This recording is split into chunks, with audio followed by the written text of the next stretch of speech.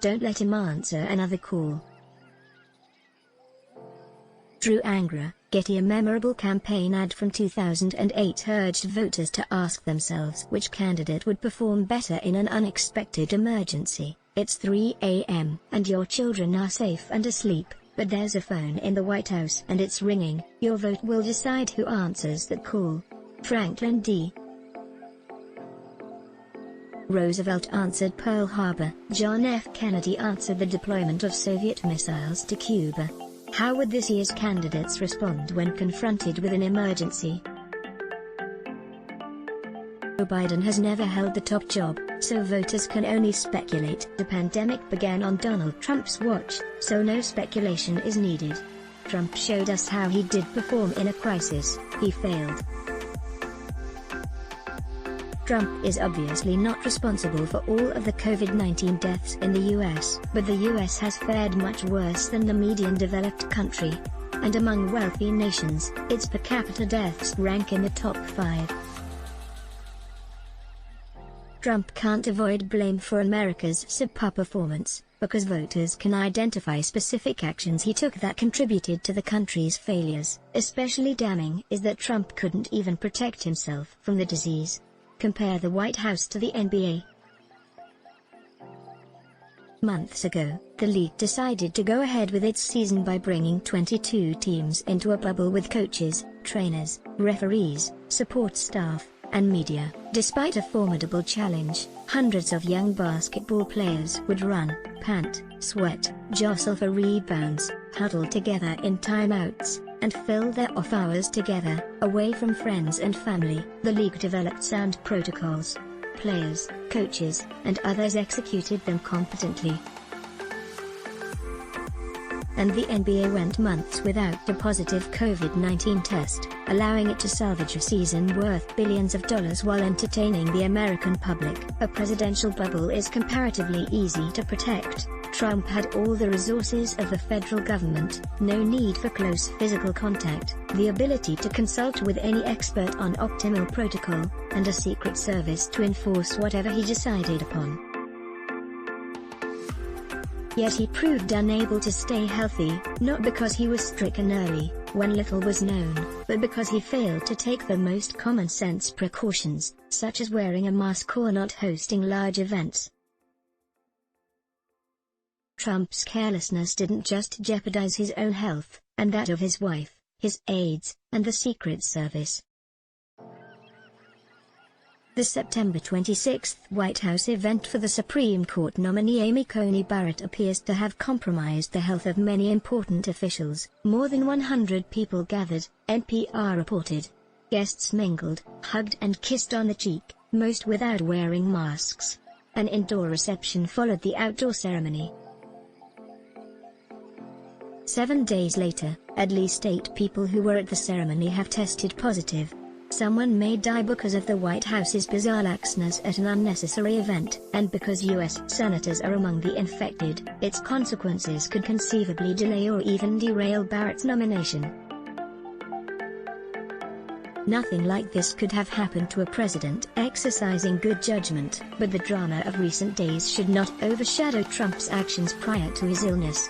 His compounding failures of leadership date back to the very beginning of the pandemic. Mendacity was his most avoidable failure. Presidents in a public health crisis should tell the truth.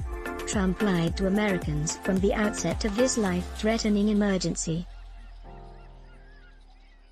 In early February, he privately told Bob Woodward that COVID-19 spread through the air and was more dangerous than the flu, even as he downplayed the seriousness of the disease in public. "I wanted to always play it down," he later told Woodward.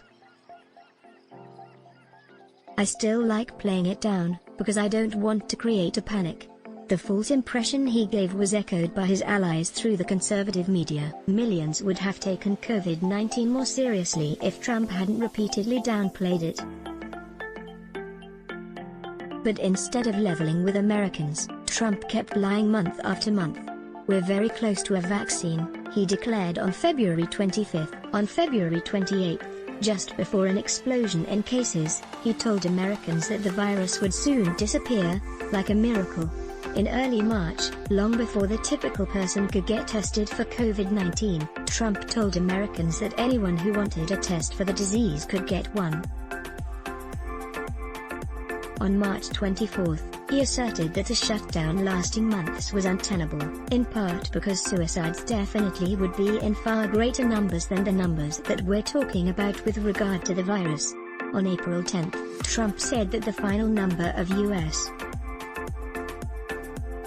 deaths could be as few as 55,000, a mark the country surpassed before the end of that month. A week later, Trump said that the death toll would maybe reach 65,000. In May, he expressed the hope that the pandemic would end with fewer than 100,000 lives lost, though that death toll was quickly exceeded. Throughout those months, the U.S. regulatory state was failing in various ways. Centers for Disease Control and Prevention developed its own test procedures early on, but those proved to be faulty and based on contaminated materials, the economist Tyler Cowen told me. At the same time, the CDC legally prevented Americans from pursuing other testing options. That is a major reason America fell behind in the testing race, and with its late start, America was not able to buy up enough testing materials before those items became very scarce. A better president would have shored up America's public health infrastructure prior to the pandemic rather than letting it continue to decay. A better president would have seen the earliest failures of the regulatory state and used the powers of his office to correct them as quickly as possible.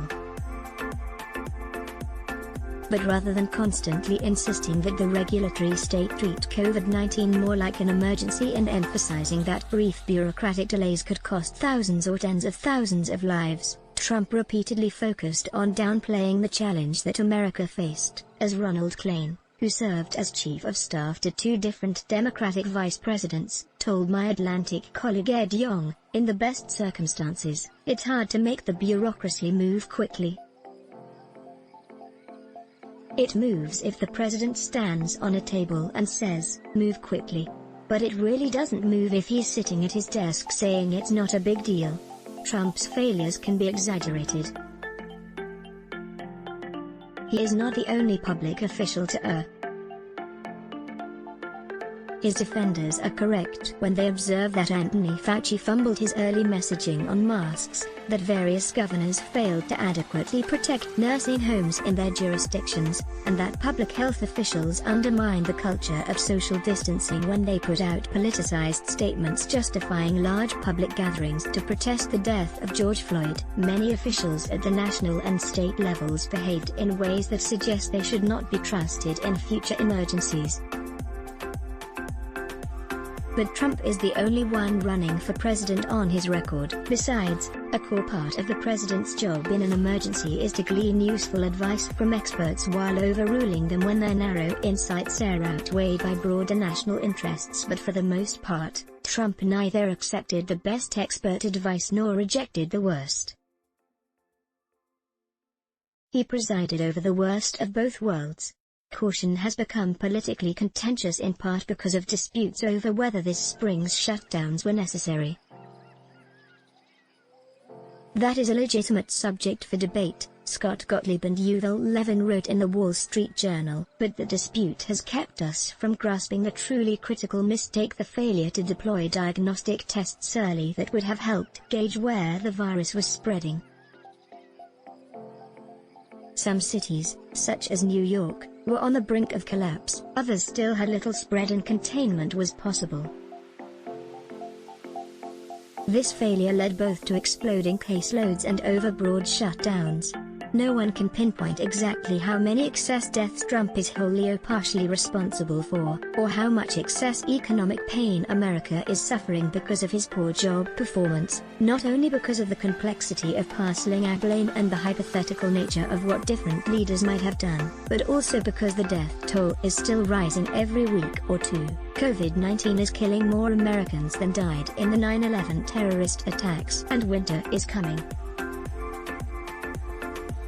cold weather drives people inside. Public health directives that allowed many businesses to reopen by doing as much as possible outdoors will no longer be feasible in colder regions. Isolated people will want to travel home to gather with family for winter holidays, and the flu season is almost here. Back in mid-September, when there were roughly 40,000 new cases of COVID-19 each day, my colleague James Hamblin interviewed Fauci.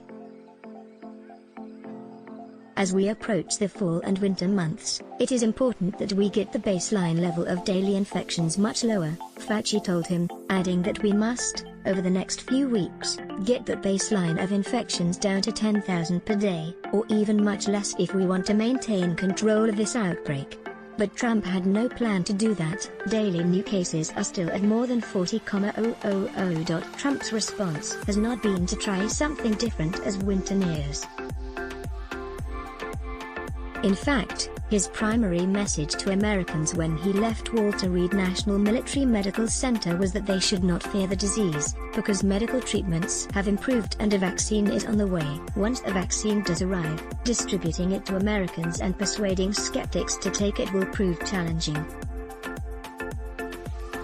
Trump has given ample reason to conclude that he is not capable of rising to the occasion. Voters need not speculate as to how Trump might perform in a high-stakes emergency, because he showed us how he did perform. He lied to the American public. He did not avert or quickly correct the federal bureaucracy's most serious errors. He repeatedly gave false assurances that contributed to many Americans being less careful than they should have been. He responded to catastrophic levels of death by pretending that victory was right around the corner. Rather than changing strategies, he presided over a country that was outperformed by much of the world. He failed at the relatively simple task of protecting himself and his wife, and the latest failure threatened the lives of U.S.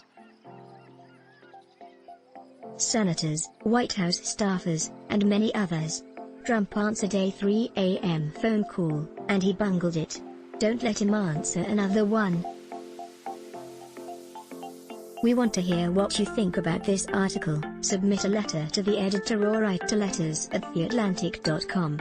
Connor Friedersdorf is a California-based staff writer at The Atlantic, where he focuses on politics and national affairs.